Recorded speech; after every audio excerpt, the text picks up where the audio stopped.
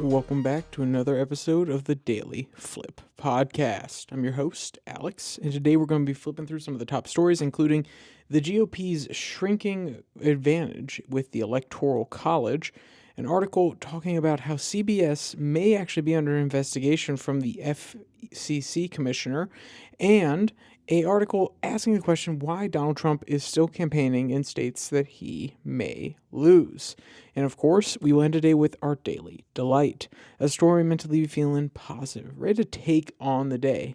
If that's enough rambling from me, let's jump into our daily debate. So for a long time, the presumption has been that the GOP is actually at a advantage when it comes to the Electoral College. What does the map look like? What does the election look like if that is no longer the case? I know it's a lot of speculation because it obviously depends on which state's turn, but do you find that to be encouraging, discouraging? What's going on? Throw your opinions down in the comment section before we get into this first article that comes from the Washington Post. Headline reads, Analysis, the GOP's shrinking Electoral College edge.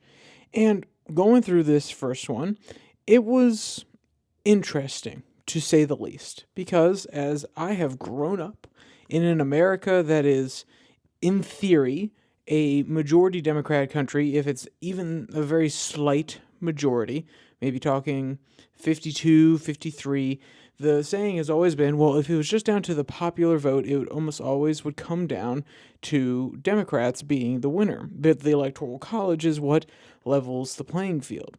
Now we're moving into an era of shifting demographics and different party allegiances, so of course things are going to change. Donald Trump's policies are not all standard boilerplate Republican 2000s era. They're a little bit more populist. Some are further along to the right in some ways, and some would be considered the center at that point, maybe even to the left, depending on where you're coming at it from. So going into this new era, that obviously means that the coalitions have shifted. Therefore, the actual what is needed to win has shifted because different coalitions means different votes in different areas. Blah, blah, blah, blah, blah. You've heard all of this before. You've heard about the changing nature of politics under Donald Trump. But this one is something that really shifts the line because the common knowledge has always been that the Electoral College is something that Republicans just have an advantage in. Well, what if that goes away? Now, I'm not saying it has gone away, but the Washington Post is breaking this down, why it's changing, and maybe we can project into the future what it looks like when it does change fully. Quote, it pains me to say this is as someone who relies on polls, defends them, and yes, even loves them. But I have to admit it, polls of the 2024 presidential race have gotten, well, a little boring. The race is very close. It's been very close, and it apparently will continue to be very close right through November 5th. Things have barely budged since Vice President Kamala Harris's initial surge. The vast majority of national and swing state polls are within the margin of error, meaning we just don't really know who's ahead, end quote. And you may be wondering, why does the author start this way?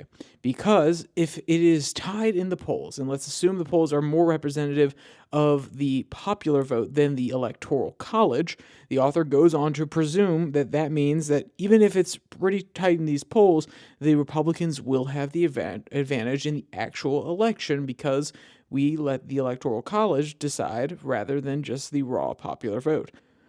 Quote, as the Washington Post's Lenny Broner noted a couple of months back, Republicans benefit from nearly a 3-point Electoral College bias in 2016 and a nearly 4-point one in 2020, the largest such advantages since the World War II era. That bias measures the difference between the winner's margins in the popular vote and the tipping point state. But as the above chart makes clear, these things are subject to change. Republicans haven't always had the edge, and ahead of 2016, a lot of us, sheepishly raising my hand here, were talking about how it was Democrats who appeared primed to benefit. End quote. So yes, they're pointing out that it hasn't necessarily always been clear as to which one was necessarily actually benefiting here. But no, it's interesting that the author's stating it this way because I remember the talking points in 2012, though I was young.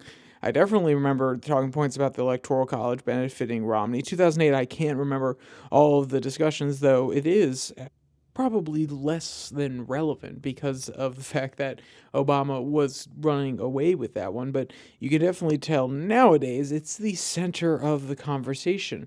People on one side of the aisle rather than the other want to remove the Electoral College. They are more willing or open, at least, to entertain the ideas of going forward without necessarily having a group of people that are not the direct representatives or the people themselves actually decide who is the president. And you may be saying, well, it's just more democratic. That's why they want it. No, no, no. Okay, it's politics.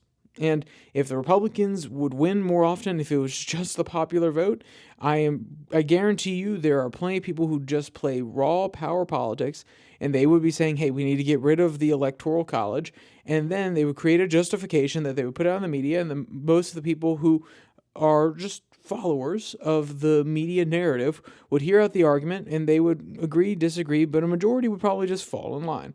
Now, that's not to say that people are just followers, but it is to say that most of the time, the genuine good faith arguments that are put out there by either Democratic institution, and I say Democratic institution, either of the parties, that they build their narratives, they build out what the argument should be, and then they broadcast that argument out to the rest of the people. Most people tend to fall in line, not necessarily have the bandwidth to remember what the argument was 20 years ago when they first got on board, or they take the situation as it is and they understand the politics of the moment and they say, yes, this would be practically beneficial for us.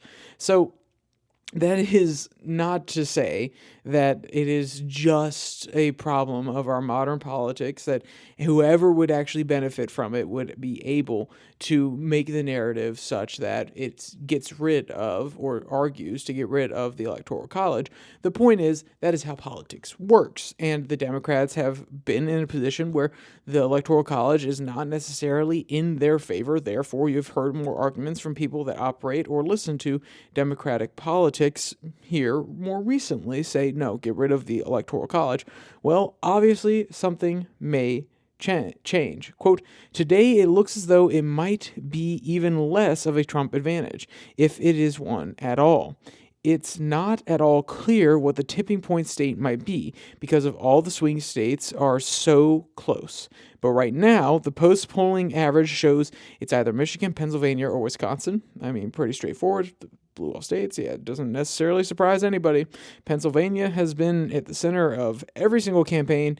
Michigan is probably the reason that a lot of people are worried about the Democratic ticket because of the non-aligned vote that Kamala may be dealing with, and Wisconsin has also been getting a good chunk of money this election season.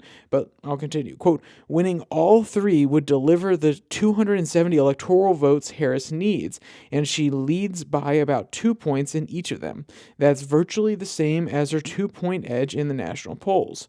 So it's looking as though the Electoral College bias could be more or less a wash. End quote. So what does that mean going forward? How does that affect the parties? Does it mean that they argue that we need to get rid of the Electoral College?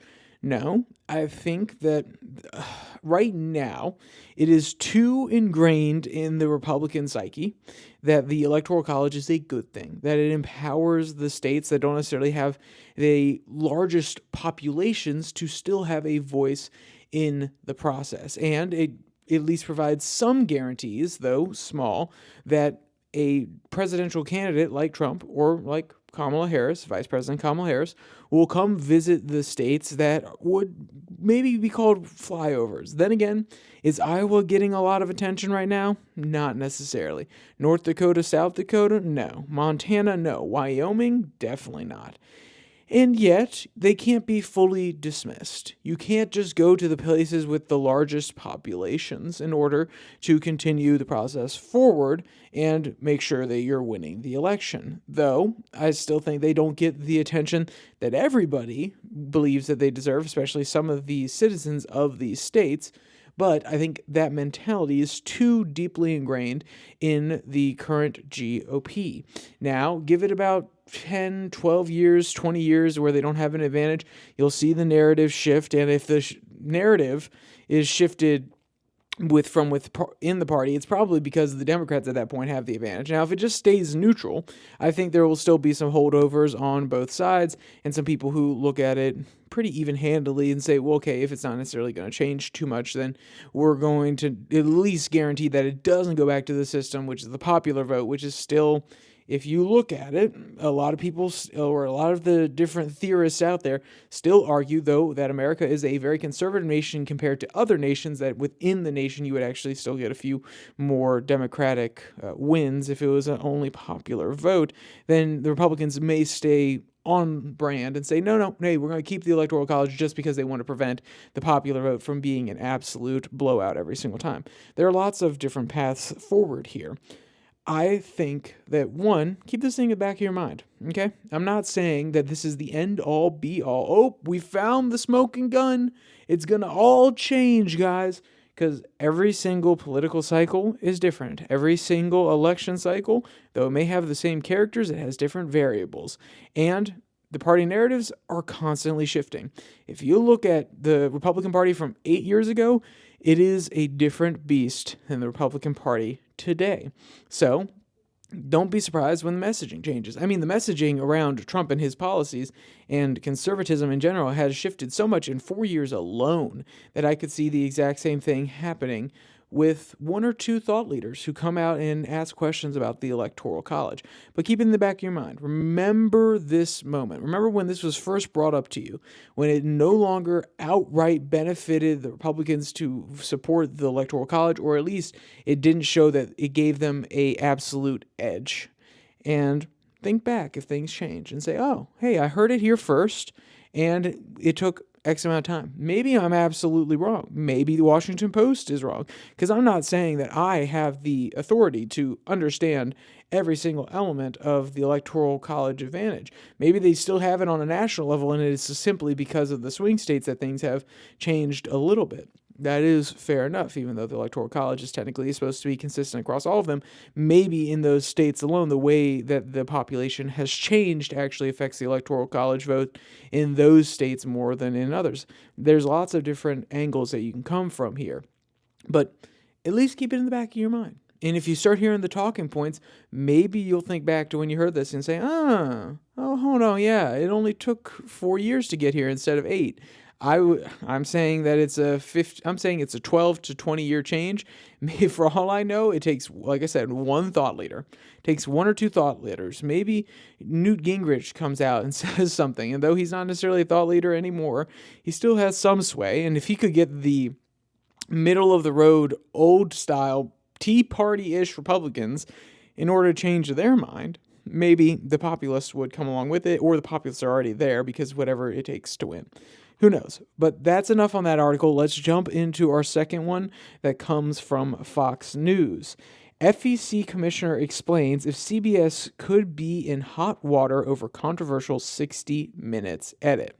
So, for those of you who do not know what they're talking about here, when they were releasing a preview for the 60 Minutes that was airing that night with Kamala Harris on it, they showed a long clip about one of her answers. And it was not necessarily the most beautiful thing for Kamala Harris. It wasn't her best speech ever. It wasn't her best answer to a question ever. She kind of dip-dived, dodged. Oh, remember that segment? We will have another one of those here soon enough. But the point being that she was not necessarily at her best in that answer, and by the time the actual 60 Minutes interview went live and was broadcasted, it was selectively edited to possibly make either her answer better. The argument could be that it was actually edited to just save time, but it looks as though it is something that is meant to help her when people look at how she answered the question.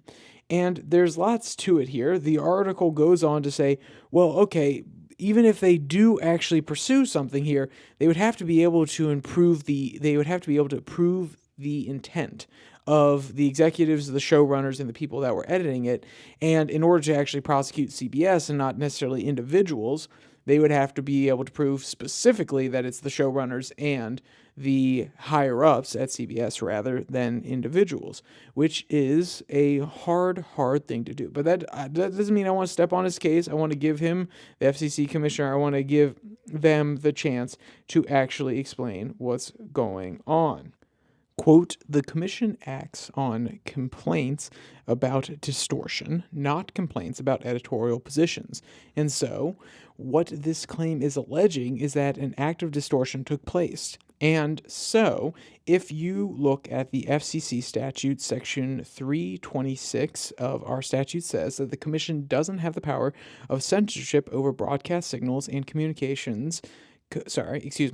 And the commission has generally summarized its own position as saying that we need documentary evidence of deliberate distortion that would be significantly strong to require an inquiry, Stingman said. Now, there's a little bit more to it, but to put it in basic language, it can't just be hearsay. It can't just be, oh, well, this is what the edit before was, this is what the edit after was. It needs to come down through an email chain. It needs to be text that, hey, we need to actually make this look better. Not that we need to edit this for time. Not that we need to edit this down. Not that we need to do X, Y, or Z that is just for our own benefit. But no, we need to protect the candidate. We need to make Kamala look good. It has to be explicit in order to open up an inquiry. And that's probably why you haven't seen one open up so far. But when this report first dropped, there was lots of buzz about it. And I don't necessarily think they want to do something at this very moment. It's too close to the election. It could look like they're trying to tank Kamala. It could be a whole Comey situation with Hillary Clinton, but he does go on to say more. Quote, and in fact, in a prior proceeding on this matter, we got the examples of substituting a yes answer on one question or a no answer to an entirely different question, he continued. Quote, so the commission has certainly contemplated the possibility of distortionary reporting taking place via splicing.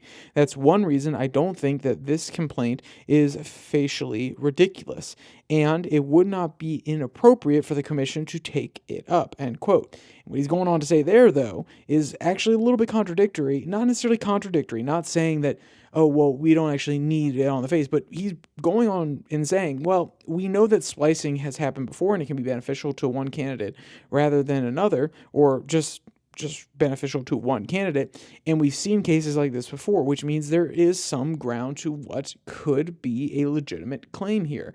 But you gotta have the evidence to back it up. And that's why when all these reports were flying around, oh, they selectively edited it for CBS, for Kamala Harris's benefit, CBS did, while it may look that way, if you cannot get the evidence to back it up, you're just throwing claims around at this point. And I'm not trying to be a negative Nancy. I'm not trying to say, because I do believe, just like Fox News would edit something nice for Donald Trump, I think that CBS would probably edit something nice for Kamala Harris. I am that cynical about the media and the nature of the game that they play. But if we don't have it written down, if we ain't got the hard evidence, we're just throwing muck around for nothing, basically, because we can't prove it. And I'll be honest, I think CBS and Fox News and all these different companies are smart enough to know, hey, don't put that down in writing. And they probably hire people that align with their beliefs on which candidate is better, or at least some of them probably are hard-hitting journalists who don't care about the candidate at all. I'm sure there are plenty of those journalists still exist, but there are probably lots of other people who still agree with the mission that there are certain parties that need to win, there are certain parties that represent democracy better, and all you really need to do is assign that editor. If you know there's an editor who is very pro-Kamala, all you have to do is assign them to that bay, and then it can be an unspoken thing. It doesn't even have to be written down in text anywhere. Now, once again, I'm not saying that actually happened. We have no evidence of that happening, and that's why this claim can't go forward. That is why there's not an inquiry yet. But just keep it in mind, when you hear all of these rumors swirling, well, CBS did this to benefit Kamala Harris. While I'm cynical enough to believe it, we have no proof of that. So we have to sit back and say, we don't know. I believe that it happened. You could say, I believe it happened that way, but we have no evidence that they actually did it that way, because there could be 1,000 other reasons that they edited it specifically that way. Like I said, It could be time. It could be the fact that her rambling didn't actually answer the question, and the yes answer the question. They could have communicated with the Kamala Harris team and say, is that what she was trying to get across? Which I'm pretty sure at that point would actually be something else that the FCC could very well look into, at least if they were communicating with the team saying, what do you want put on air? But there are lots of different reasons that aren't necessarily something that's a violation or quote unquote a distortion. And that is what we have to worry about when looking and trying to involve the FCC. But there's one more thing that I want to read here. Quote, the reason that we care about news distortion at all at the FCC, and the reason that we're willing to explore this possibility, even conceptually, given the strong First Amendment protection for broadcasters' speech, is precisely because of this concern that we don't want the public to be misled, Symington said, end quote. And that, one, I think the way that the FCC operates and the way that it can technically limit speech by taking away broadcasters' ability, the FCC, okay, we're going to be very broad here. I think that the FCC actually has too much control over what people can and can't say by taking away their licenses or possibly prosecuting them, fining them, and things like that. And even if it's in for the public good, even to make sure that people aren't misled, what if something's factual but the FCC believes that it is misleading, or they just don't want the narrative out there and it's too much control and limitation on the First Amendment? So I think the FCC is a fossil. I think that it needs to be removed. I think there shouldn't be as much regulation over any of these things as you would like. I think the crazy news channels are allowed to grow, and I think the sensible ones, if they can actually compete and outperform the crazy ones, should be able to fairly compete on that landscape. Then again, the crazy ones are sensational, they're attention grabbing, so I understand why there are most definitely concerns there, but I am also deeply concerned with the FCC's ability to be able to limit what sort of speech gets out there. It's almost as if it's algorithmic control like some of the modern tech companies. The algorithm can determine what doesn't necessarily get promoted. The FCC can decide what things aren't said based on a rule that they put in place that could be fined. If you curse on air, you can be fined. And these sort of things, they are old regulations that were put on the books by conservatives and Democrats alike, who were willing to censor certain types of language, certain ideas getting out there, and I say certain ideas getting out there, but certain vulgar, inappropriate things getting out there, which sounds fair enough and it sounds noble in its intention, but it is also an encroachment on people's ability to speak freely, and therefore it is a mechanism that can be exploited by bad actors rather than the people with noble intentions.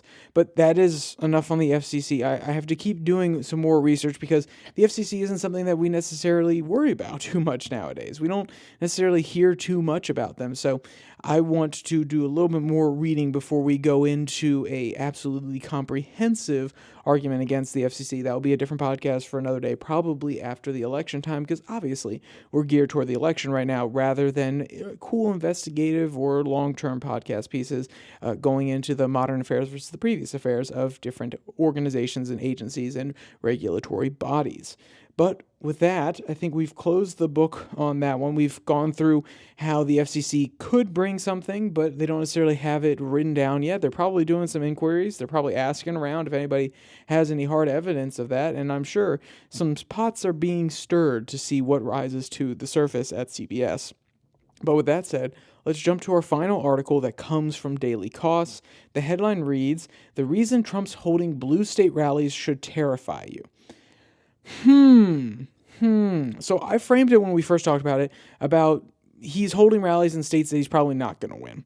And that is, I think, more honest when talking about the way that these authors are framing it, rather than just saying blue states, because that is one way to say it, but they're basically going on to say, well, he's probably not going to win these states because they're blue states, so why is he holding rallies there? And my question is, why did Hillary Clinton lose? Why did Hillary Clinton lose?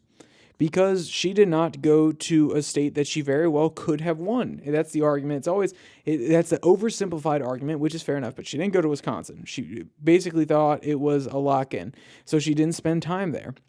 Well, guess what? The thing is, if you think it's a lock-in and you don't spend time there, then you're definitely not going to spend time in places where you think you are definitely going to lose. So then, yeah, I guess that logic holds. But remember, she lost. So what's the smart thing to do? To go to rallies in adversarial areas, to rally your base, quite literally, to bring them to a rally, to rally your base in some of these places that you think you're going to lose. Do you just go out there and only campaign in the close places? No, you build up media attention by going to other locations that aren't necessarily winning. You go to the base there so that they don't necessarily defect from you, so that they are willing to be your advocates. If you go to California, there are plenty of people who are Republicans in various locations across the state, whether it be in the northeastern part of the state or down towards, San Diego side of the state. Lots of people are going to be willing to vote for you in those areas, and you got to rile them up. You got to make sure that they're your advocates. They're actually getting out there and spreading your message. And you never know, even if it's in a blue state, you never know if there's an absolute fluke. You talk to all the right people. The people are dissuaded against the Democratic candidate for some odd reason, and it could flip in your favor. So to pretend as though you don't spend any time there is idiotic. Like, of course you go to places where you're not necessarily welcome, because you still want to make sure that you can get your message across, even if you think that it won't necessarily be as effective. Now, is that to say that, oh yes, he needs to go campaign there all the time? No. But this article's framing of, well, hey, you don't need to go to the places you're gonna lose, so don't waste the time there. And the fact that he is all that's terrifying, I think that's a little disingenuous. I think that's also a little naive. But then again, let's hear out their argument here. Quote, "It's the behavior of someone who believes he can't lose, despite that he's in the middle of what polls say is a toss-up race. Take his chaotic campaign stop in Coachella, California over the weekend. He dragged his supporters out to the desert in 100-degree heat in a state where Biden polled roughly 64% of the vote in 2020, just to ramble at them for 80 minutes. Besides literally overheating his fan base to the point where several needed medical attention, Trump also stranded many of those fans in the desert for hours." And it talks about how they didn't necessarily provide resources to get some of those people out of there, get the vans/buses to get them out of there, which is a fair enough criticism. But also, what's the headline? Trump goes to liberal stronghold Coachella, California, in order to hold a rally. That's a worthy headline. What if he was to go to the middle of New York City? Oh wait, Madison Square Garden. Yeah, he's doing that because that gets a big headline. That gets people excited about some of these big events. Maybe he can draw in more people there. They're acting as though it's nefarious. It's as if he believes that he's even going to win these Democratic states. I assure you, Donald Trump does not think he is going to win California. And if he does believe that, he's delusional. And if somebody inside his team is telling him that they are a bad actor and they need to be fired. Now, does that mean that you give up on California? No. You still have voters who are in California. You still try to appeal to everybody, because guess what? Guess what Obama said? I'm not fighting for blue America. I'm not fighting for red America. I'm going to represent all of America. And then Kamala Harris is saying, I'm not just going to be a president for one part of America. I'm going to be a president for all of America. Joe Biden said the exact same thing in his inaugural address. And Trump has made allusions to that to some degree, even though he's made much more hostile choices when trying to outline what he's going to do more recently. But the point being that you have to represent everybody. You have to outreach to as many people as possible, even if they're in the hard blue areas. You have to be willing to go out there, and any media, even if it's negative media, because you're probably going to get more negative media from the California places when you go, the California media circuit, because they're more easily able to get out to some of these events there. You're still going to get coverage in these areas, and you might get national stories out of them. So I don't necessarily think that it's this egotistical, and let's be clear, I'm not saying he's not egotistical, but I don't think this is one of his egotistical plays to pretend as though he's going to win California. He is trying to get the story, and guess what? I guess it worked. He got the story out of me. He got the story out of Daily Cost as well, though they're coming at it from an extremely cynical and honestly kind of malicious angle. They're trying to call him a person who is so blind to the reality of the situation that he believes he's going to win these states, and that's why he's holding rallies there. You don't just hold rallies in states that you're going to win. You hold rallies in states where you have to battle it out. And for populaces that feel disaffected because they live in places like, wait for it, California, where they think they're not going to win, but you still want to rally your troops. You still want to make sure there's support there. You want to keep the parties alive because you never know when things are going to change. You're not just playing a short game, you're playing a long game too. Then again, do I think Trump is playing that game the best that anybody in the Republican Party has? No.